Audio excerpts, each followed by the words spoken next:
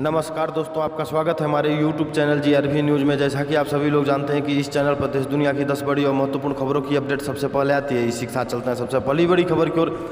विश्व भारती यूनिवर्सिटी में PM मोदी का संबोधन, कहा आतंक फैलाने वालों में हाईली स्किल वाले लोग भी शामिल। प्रधानमंत्री नरेंद्र मोदी ने पश्चिम बंगाल की ऐतिहासिक विश्व भारती यूनिवर्सिटी की दीक्षांत समारोह में हिस्सा लिया। इस कार्यक्रम में पश्चिम बंगाल के राज्यपाल जयदीप धनखड़, केंद्रीय शिक्षा मंत्री रमेश निशंक भी मौजूद रहे।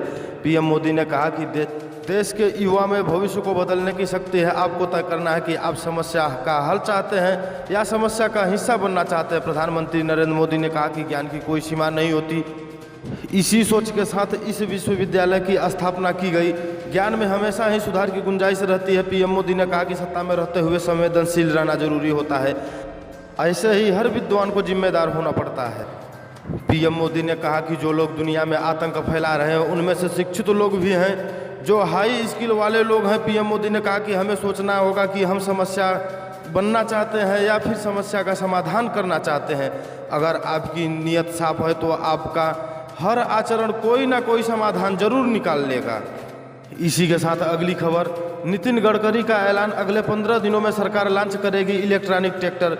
सरकार वाहनों के इलेक्ट्रीकरण पर जोर दे रही है। इलेक्ट्रिक वाहनों के प्रयोग को बढ़ावा देने के लिए केंद्र सरकार नई नई योजनाओं को शुरू कर रही है।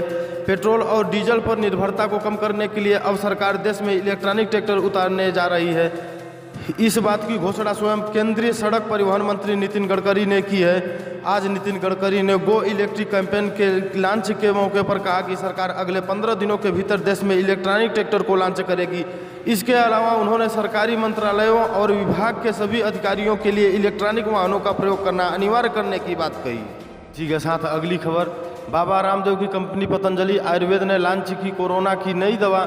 स्वास्थ्य मंत्री हर्षवर्धन और नितिन गडकरी भी रहे मौजूद।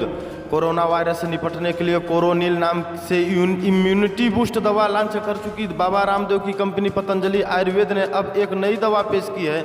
बाबा रामदेव का कहना है कि यह दवा WHO द्वारा सर्टिफाइड है। इस दवा का नाम भी कोरोनिल टैबलेट ही है। पतंजलि का कहना है कि इस दवा से दुनिया के 158 देशों का कोरोना से निपटने में मदद मिलेगी। इससे पहले पतंजलि की ओर से बीते साल जून में कोरोनिल नाम से दवा लॉन्च करने का दावा किया गया था। इस पर काफ़ी विवाद हुआ था, जिसके बाद पतंजलि ने कहा था कि यह दवा कोरोना को खत्म करने का वादा नहीं करती बल्कि इम्यूनिटी बूस्टर है। दवा की लॉन्चिंग के मौके पर केंद्रीय स्वास्थ्य मंत्री डॉक्टर हर्षवर्धन और परिवहन मंत्री नितिन गडकरी भी मौजूद थे। इसी के साथ अगली खबर, जनता को मिल सकता है मुफ्त में कोरोना वैक्सीन, CM योगी कर सकते हैं ऐलान। यूपी की जनता को योगी सरकार 22 फरवरी को मुफ्त कोरोना का टीका का तोहफा दे सकती है। यूपी सरकार बजट में इसके लिए कुछ अलग प्रावधान कर सकती है। इसको लेकर मंत्रणा भी की गई है, पर केंद्र सरकार का दिशा निर्देश आना बाकी है। आपको बता दें कि सबसे ज़्यादा कोरोना टेस्टिंग में यूपी देश का पहला राज्य है।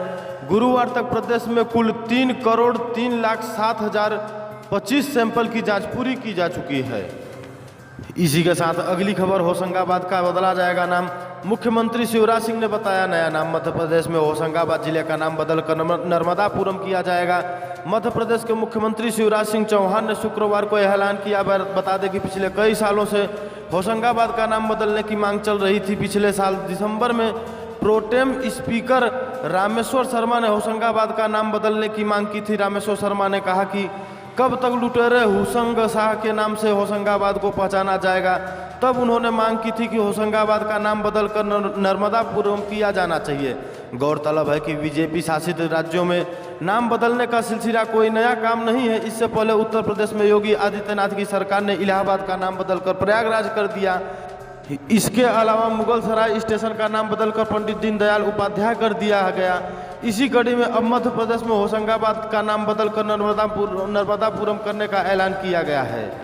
इसी के साथ अगली खबर, नीतीश कुमार को आम लोगों के लिए कोरोना टीकाकरण शुरू करने का इंतजार इस दिन से करेंगे जनता के दरबार की शुरुआत। 7वीं बार बिहार के मुख्यमंत्री बने नीतीश कुमार को आम लोगों के लिए कोरोना टीकाकरण शुरू होने का इंतजार है। एक बार जनसाधारण को टीके लगने शुरू हो जाए तो जनता के लिए दरबार में मुख्यमंत्री कार्यक्रम की शुरुआत कर देंगे।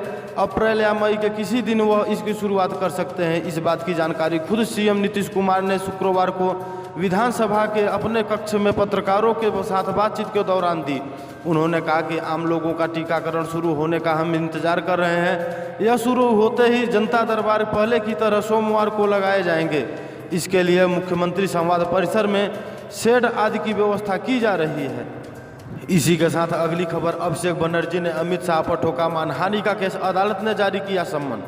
पश्चिम बंगाल में चुनाव से पहले चल रही राजनीतिक लड़ाई अब कानूनी विवाद में तब्दील होती दिख रही है। सूबे की सीएम ममता बनर्जी के भतीजे अभिषेक बनर्जी ने होम मिनिस्टर अमित शाह के खिलाफ मानहानि का केस दायर किया है। इस केस की सुनवाई करते हुए एसपी एमएलए की स्पेशल कोर्ट ने अमित शाह को 22 फरवरी को कोर्ट में पेश होने का आदेश दिया है। हालांकि अमित शाह को व्यक्तिगत पेश से छूट दी गई है, वह अपने वकील के जरिए भी पक्ष रख सकते हैं।